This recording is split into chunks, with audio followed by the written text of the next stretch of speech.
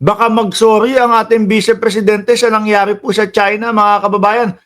May masamang nangyari sa China, hindi po buong China, no. Yung kanilang barko, mga kababayan, diyan po sa West Philippine Sea.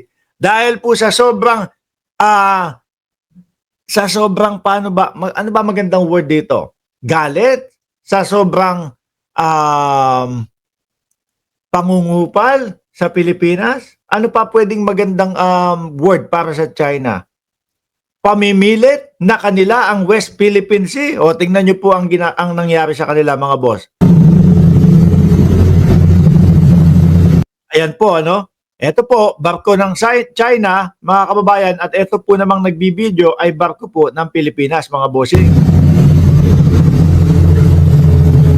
Ayan. Pinagitnaan na naman po ang ating barko ng dalawang malalaking barko ng China, mga kababayan. Talagang hindi po sila hihinto sa pambubuli sa Pilipinas. No, kaya lang po, yung ending nito, hindi po maganda ang naging ending para po sa barko ng China, mga kababayan. Bakit to? No, eto, makikita nyo ang ending niyan. Oh.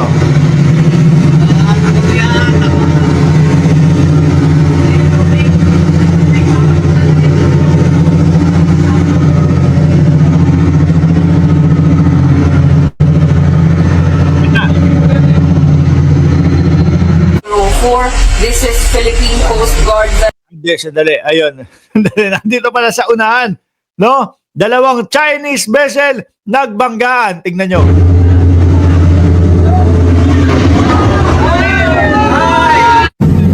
Ayan. Parehas nilang barko. Nagbanggaan ho, mga kababayan. Ayan, uulitin ko ha. O.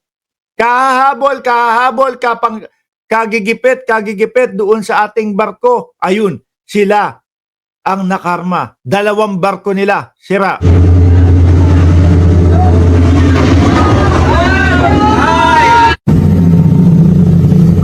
At ito ho yung isang video niyan, mga kababayan, no? Ayan pa yung isa. Ayan, andali. Ayun, no, nakita nyo, sira ho yung nguso, mga kababayan. Parang nguso po ni Baste Duterte kung nasa pool ng kamao ni General Torre. Ganon. Warat, hindi ho sobra naman kasi sila, labis-labis po sila. Ang ending pa ho niyan, mga boss chief amo sir, yung barko natin o yung mga nakasakay, mga kababayan, doon sa barko natin, nanawagan pa sa kanila, kinausap pa sila dahil nga dalawang barko nila nagbanggaan, nagtamaan, nagkoalisyon ho no?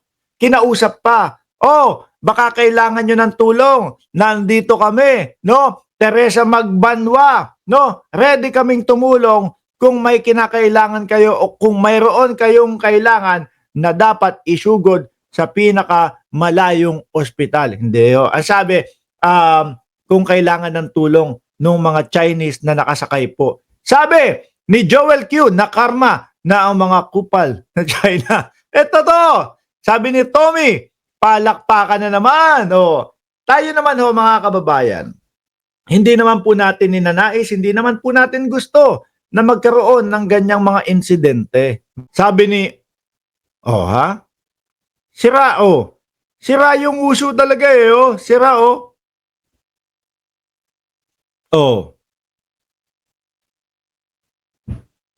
yan, di ba? Mahal yan, paggawa niyan. Sabi ni Danilo Pablo. Sabi ni Danilo Pablo, nawawala ka po, sir. Okay na ba? Okay na yung signal? Tingin ko medyo nawala lang ng konti. Pero iwanan na natin tong tungkol sa China, mga bossing. Karma yan, no? Nadamay tayo, Nakarma din yata tayo. Nakarma din ho yata ang live natin, mga kababayan. Pero eto, magtutuloy na ho tayo. Tumawid na po tayo sa ikalawang topic natin, mga kababayan. Nako! Naalala niyo po ba si Ramon Ang? No? Hindi po si Atong Ang to, ha?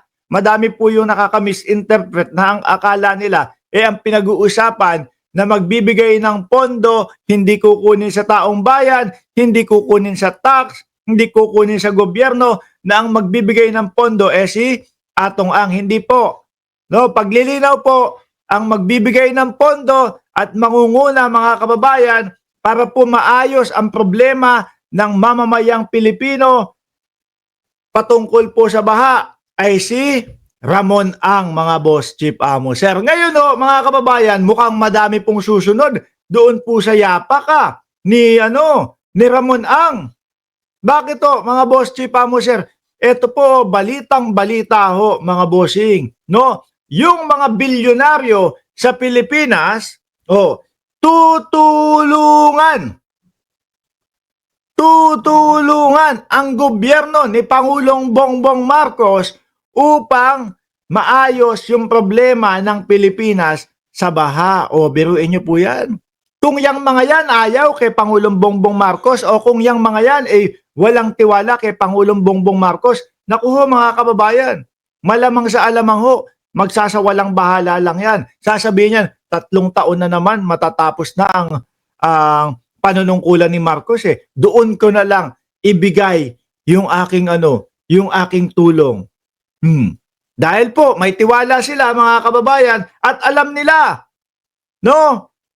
na etong Pangulo natin ay gumagawa ng ayos, gumagawa ng tama at gusto talaga na muling mapabalik ang bayang Pilipinas bilang numero 1. Ayan, magsasama-sama po yung mga bilyonaryo. Sabi ni Terby, bravo Pilipinas, na karma good.